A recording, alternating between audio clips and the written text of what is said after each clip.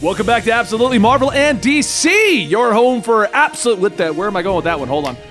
Welcome back to Absolutely Marvel and DC. My name is Benny. That is Dan, and today we've got a guest, Hassan. Perfect. Fantastic. Did I get it? 10 out of 10.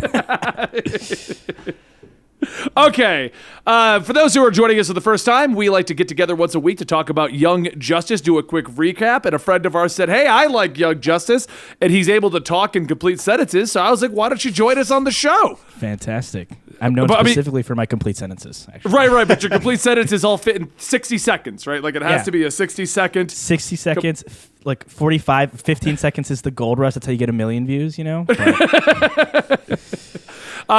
Before we get any further into this, do you want to explain to everyone who may be watching who you are and where they can find you? Oh, yeah. Generally, I'm Hassan Kader. I do the weird Mickey Mouse impression thing on TikTok and YouTube, and at Hassan Kader on everything. And I'm dipping my toes in the water at podcasting stuff now. So I just launched a new channel called Bad Days where I talk about life. And maybe we'll put some comic books on there. I don't know. I spend enough time reading and watching stuff. We'll see what happens.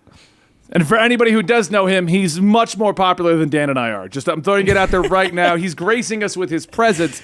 So before we get into our discussion of this episode, Dan, it's your turn to do the Young Justice Episode 6 recap to tell people what happened. Yes, let me explain to you and probably stumble over my own words. All right, so what happened in this episode? It was mostly an Artemis episode. We get a backstory of her when she was a kid, along as her sister, Cheshire. And we previously had the 2 League of Shadows characters show up, Onyx and Vandal Savage's daughter. I forgot her actual name. Cassandra. Mm-hmm. And then we are trying to figure out which one's telling the truth. And we've got Orphan watching them and trying to read their body language. Artemis brings in her sister to try and interrogate them, figure out which one's telling the truth, and they get attacked by Spider-Man, as well as the rest of League of Shadows. And there's just a big fight. Artemis decides, I trust everyone now, and lets us, basically the 2 that they're questioning if they're moles, have a sword and stand behind them. Because, safety precautions. Right. And then that's how Young Justice makes friends, man. Yeah. They're just like, here's a weapon. Don't backstab me. Exactly. This is your test. Don't you go stabbing me. And then at the end, spoiler, obviously, Lady Shiva kidnaps Orphan. And we learn that in the Young Justice universe, instead of it being her father that trains her in, only reading body language, never talking like it is in the comics. In the show, it's Lady Shiva that does all of that. And, they kidnap Orphan, and we moved on. I think that's pretty much everything. Am I missing anything? I'm going to jump real quick to that ending reveal there, because I want to ask about this, because you just said you rewatched the show about 800 times. Oh, 100%, yeah. Yeah, 800, maybe 800 to 1 now. Maybe is that where we're at? I didn't realize this is the first time we found out Orphan is related to Lady Shiva. I just thought that was a factoid we already had this whole time. Yeah, so Orphan really popped up into season 3, and outside of the introduction scene in the opening of the season where you see them all in the Watchtower, and then they split off into Batman Inc. or whatever, then we see her once with Tim's little covert ops team that year when they're splitting off, and she cuts Jervis Tetch in half, cuts Mad Hatter in half, and it's revealed to be Clayface.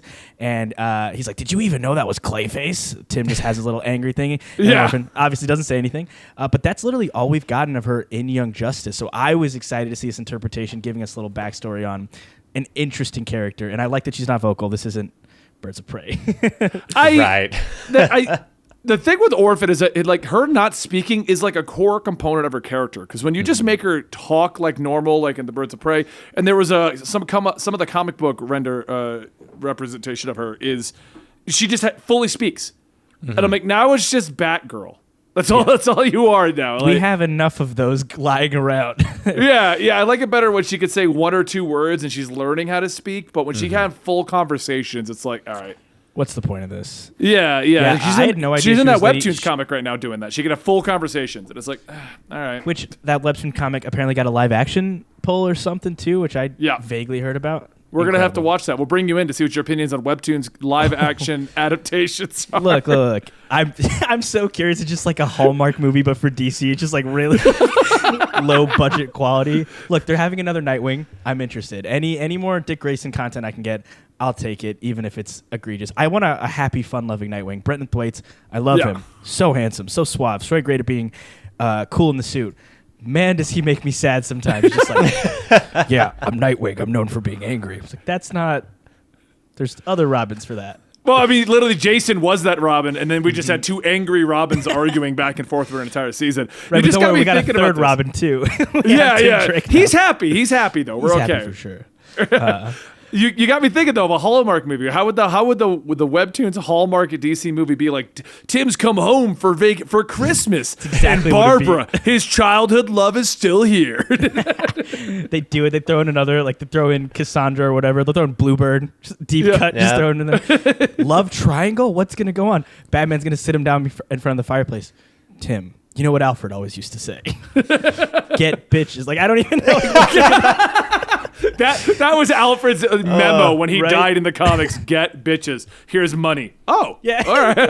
That's the tagline of Nightwing's a billionaire now, and it's that. That's all Get Alfred bitches. left in that statement. Because Alfred doesn't have his own kids apparently too to give Dick Grayson $1 billion.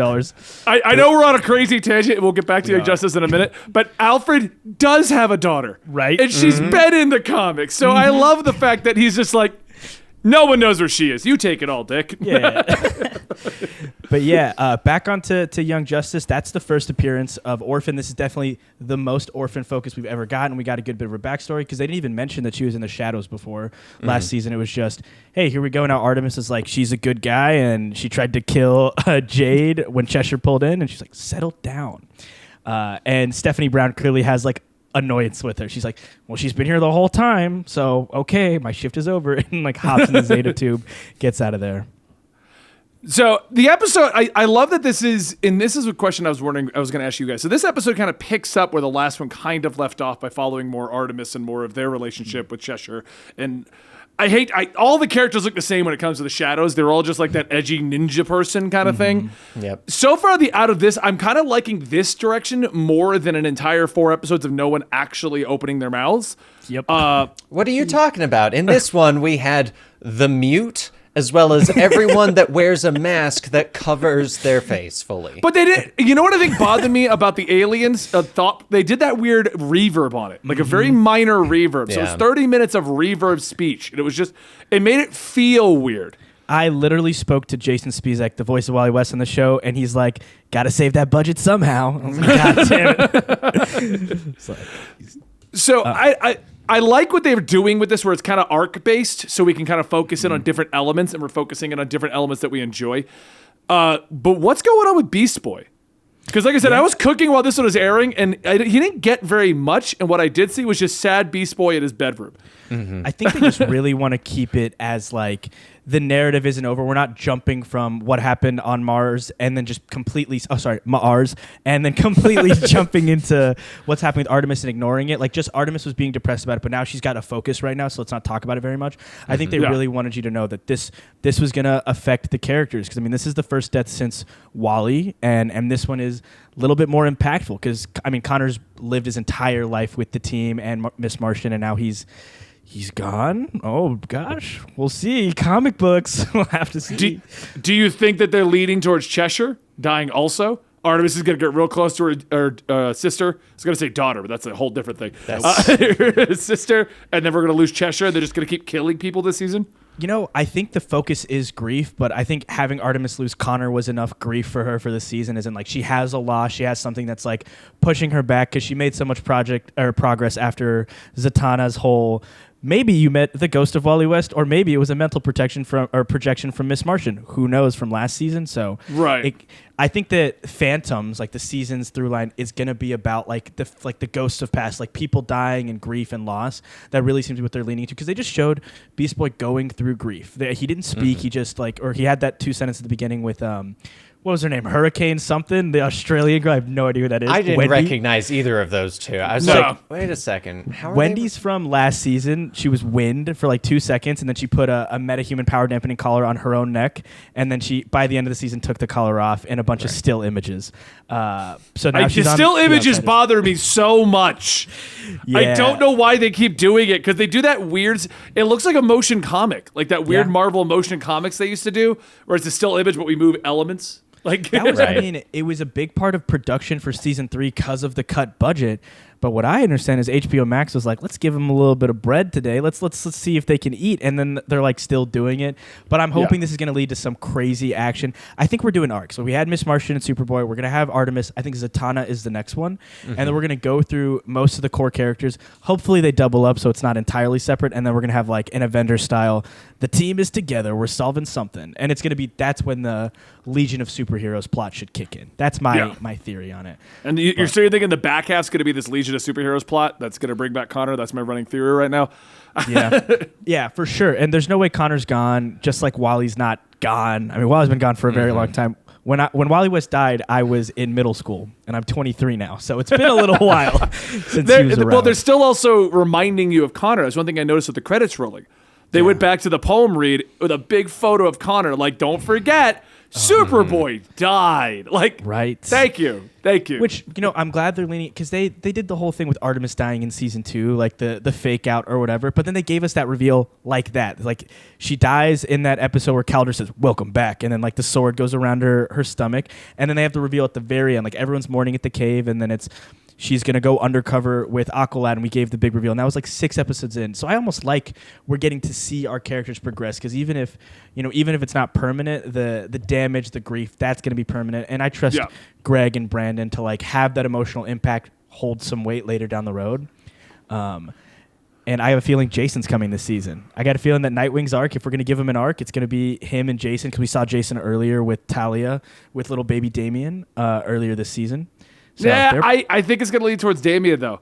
My prediction is that we're going to get Damien showing up to run to Dick to train him, kind of a situation. And then we're going to get, like, he's going to go to Batman. Batman's going to reject him in this universe. Dick is going to raise him to kind of, like, echo the whole Superman-Superboy relationship. Where Superman, like, basically ignores Superboy. Like, what do you want me to do? I would love to see that. But in this universe, Batman's just like a little huggable dad. Like, he loves all of his kids. Like, I've seen more screen caps of Batman standing with like the sidekicks than ever in anything. And like this interpretation of Batman, I mean, he led the team. Like, he really was like their den mother in a way for a while. Also, Never Damien's thought of like Batman 2. as a den mother. Yeah, literally. But he. Damien in this universe is 2, I think, at most. At most, like We a year can and a half revive the old. dead. We can't age up Damien. Look, we're not aging up any more Super Sons. I've had it with that. Please, no more of that one. Because they had that fun little end tag with John Kent getting his like baby powers or whatever with Lois from like 3 or 4 episodes ago, where Superman like flies down from the watchtower. Lois, what's happening? And it's hilarious. So I think we'll get that. They're gonna do another time skip like into next season if they get another season. But I hope that right now we're gonna stay focused. But they planted the seed of Jason into season 2. Like, we saw his hollow statue of him being dead. They showed him last season on the island where he's like, Grayson. And now we got to see him one more time. So you're thinking he's a zombie then? He's just zombie Jason. well, he's been on the island for at least 2 years now, at least. So with Infinity Island with Sensei and Ra's al Ghul and Talia. So it's to be seen of what, and he's wearing like the Shadows getup. To be seen if he takes off the mask and just has the red hood or what we end up doing. But that'll be fun. And I think they're doing individualized arcs. So if we're focusing on grief, Nightwing lost a Robin. He lost one of his brothers in Batman. So it might be worth him grieving that along with Connor and Wally, because he's probably seen more death than the rest of them at this point.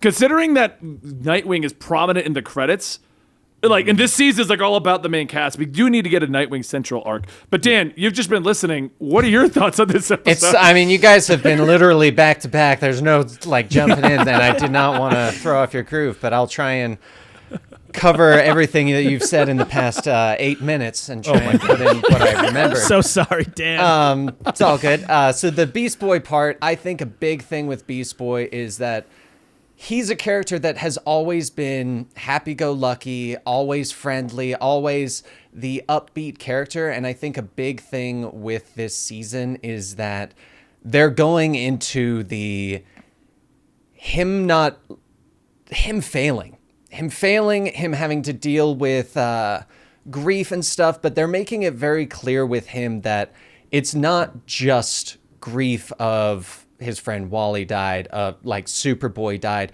but also the kind of grief of failure with Brion and all of that, because they keep reminding you, like, he keeps watching and be like, I failed him. Like, that was a big thing to him. So I think with Beast Boy, I think he's going to be in the back over the full season arc. Like, I feel like we're going to have the small bits of Superboy and Miss Martian. We've got the Artemis and Cheshire right now. And I think in the background is going to be him kind of coming to terms with these things.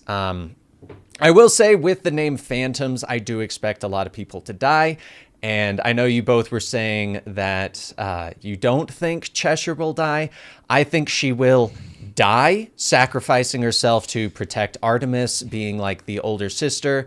And she'll either actually die, or it'll be kind of one of those ones where it's, I'll come back to the League of Shadows if you leave my daughter and my sister alone.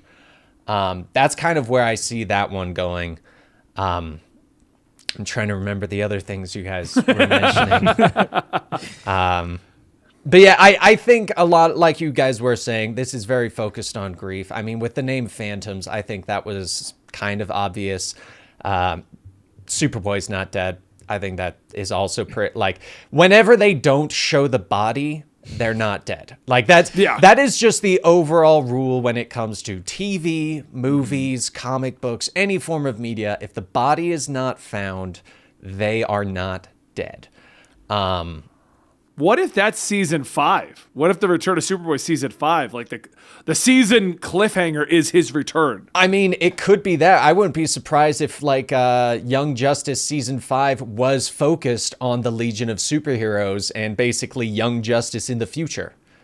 Like, it's definitely a possibility and allows them to kind of reset the status quo, because you don't have to be like, oh, well, so-and-so died last year. It's like, well, the history books say that during this time, these characters went missing or died or whatever goes on there. But I do expect a big thing with Legion of Superheroes and would not be surprised if, like I said, it either becomes a main thing in the show or potentially this is a backdoor pilot of them going, I wonder if people want to see basically Young Justice in the future. Because, I mean, that's kind of what the Legion of Superheroes are. But, yeah, I mean, that's kind of how I feel about it. I think the show... This is the most uninterrupted time enjoy you've ever this had, episode. Dan. What's that? This is the most uninterrupted time I've ever given you, Dan. I know, this is crazy. I'm like, usually I don't have to remember thoughts that last more than like 3 or 4 minutes. This is insane. But that last episode and this episode, I feel like have finally been... cool. We're getting back to Young Justice. We're getting back to figuring out who's the good guy, who's the bad guy. Like, we've got the person who's clearly related to a big villain, as well as we have no idea who this character is. But yeah, the past 2 episodes, I kind of wish the first 4 were condensed into 2 and that we got to this stuff faster. Yeah. So, I mean, this feels like it. It does. It feels like Young Justice. I was saying they were dropping 3 a week last year or whenever the last time they were airing Young Justice. I was like, that would have been really smart to just do this, at least this first arc, and then do episode by episode, because I loved it. Like, I'm a fanboy. I've lived and breathed this show for so many years. At the same time, I was like, really? We're still on Mars? Jesus. Yeah, exactly. That was my reaction. I watched all the first 3, and I watched the first 3 when the 4th one dropped. And by the time I was in 3, I'm like, wait, we're not leaving? Like, oh my gosh. And then just like, I love Beast Boy, and I get what they're trying to do to like make him kind of like a little bit annoying to beginning and then show, oh, it's because he's grieving. Bro, he was just so annoying, and it went on for 3 episodes of him just being like a whiny little fucking baby, and then it was okay. And then it was You're okay. not wrong. No, it wasn't okay, because we went for him snappy and just being like, wow, he's being really rude, to now it's like, here's the scene of him, like when they showed him in the bed, and they showed his amazing room, by the way, like his room was insanely huge, and like I was like, what the hell? But I just had images of like that old Wolverine meme from like 97 where he's just like, Like Disney just it's put a that meme on Brion photo. Oh, Brion. Disney just used that meme to promote the new X-Men series. They literally did. put the new X-Men thing in earlier today. Yeah, I'm interested. They've really put like a lot of focus on Beast Boy, more so than I really thought they would, into season 3 and into 4. I mean, they recasted his voice actor to be Greg Sipes, the guy who's voiced him for years, because he was some other little kid in season 2. And it's great. They've given him a lot more to do. I think it's interesting. Like, he's technically the leader of, they're the Outsiders. They're the Titans, obviously. He's the leader of the Titans. I'm interested to see where it's go, because he was in season 1. He got introduced as like a little kid that looks up to him. So it's nice to see a character that's been all the way through. Not that I don't mind, Halo and all the other people we've popped in randomly. I do. Z-list I'm not a characters. fan. I'm not a fan. Okay. You don't like Forager? No. I was gonna say the one that's Forager, got Halo, and Brion. Why is that a season? Why is that a season? I'm not. Not doing this again.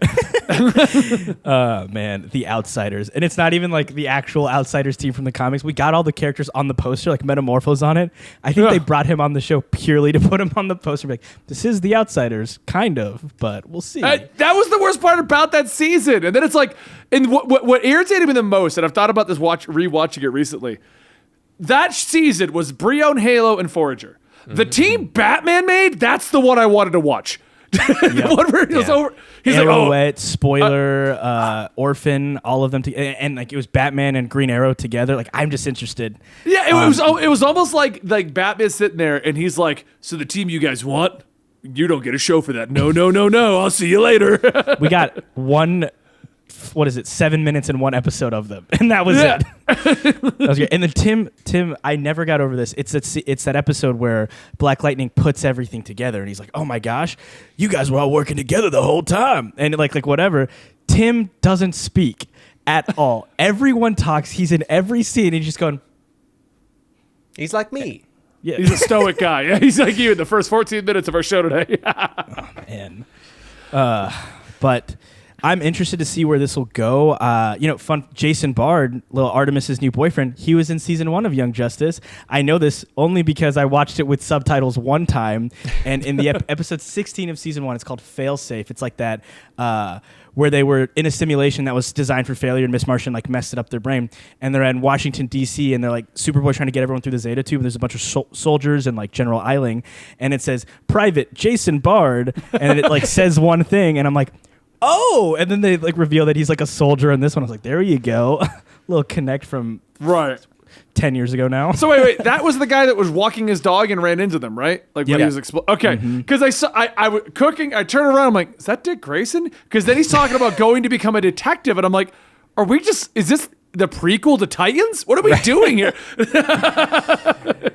Yeah, I have no idea. I know he's in the comics, but I don't know what he's like. Jason Bard is a cop who normally ends up turning against Batman. Like, he was the Commissioner Gordon, but if he was able to turn against him.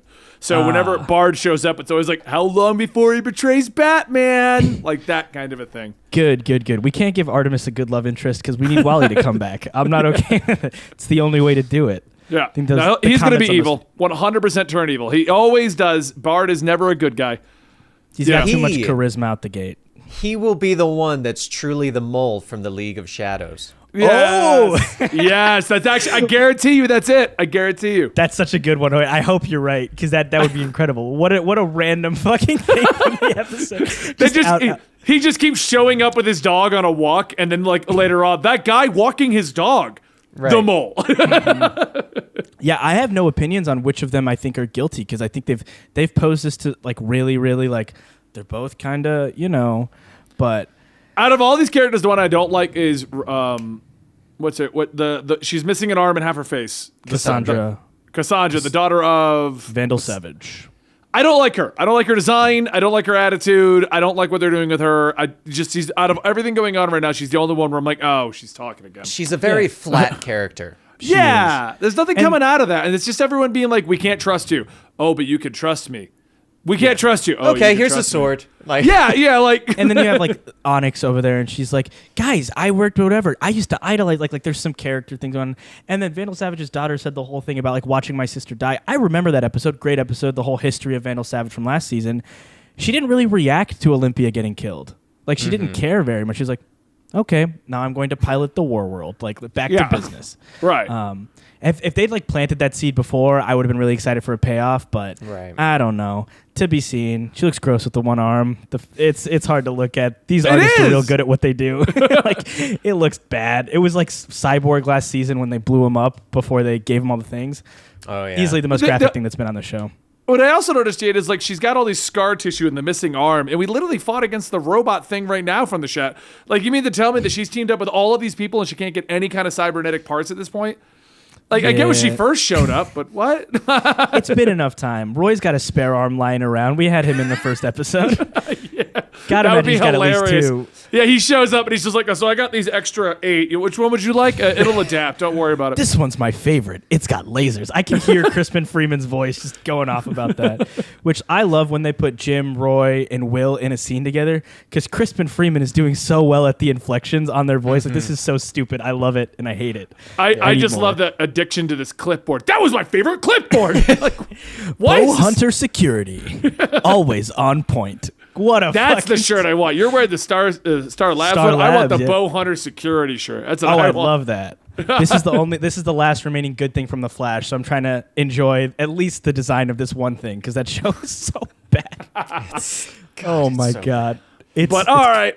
Let's go ahead and bring our Young Justice review here to a close. One of our longest ones ever for just a standalone single episode. Thank you so much for being over here today with us. Hassan, I get it right again? Oh, you're so Hassan. You had it in the beginning. You lost the thread. I lost it. Anyway, once again, for anybody who stuck around to the end here, where can they find you? Hassan Khader, that's HassanKhaDair. I'm going to drop a comment on this. I'm on YouTube, TikTok, Instagram, all of the things. And hopefully I'll be around for another Young Justice review because that's all I do, man. I talk about Young Justice to anyone who'll listen. These people will listen. We are absolutely Marvel and DC. Join the Absolute Army by pressing like, hitting subscribe, and turning on your notifications. And we'll be back next week with a review of wherever the hell this show is going.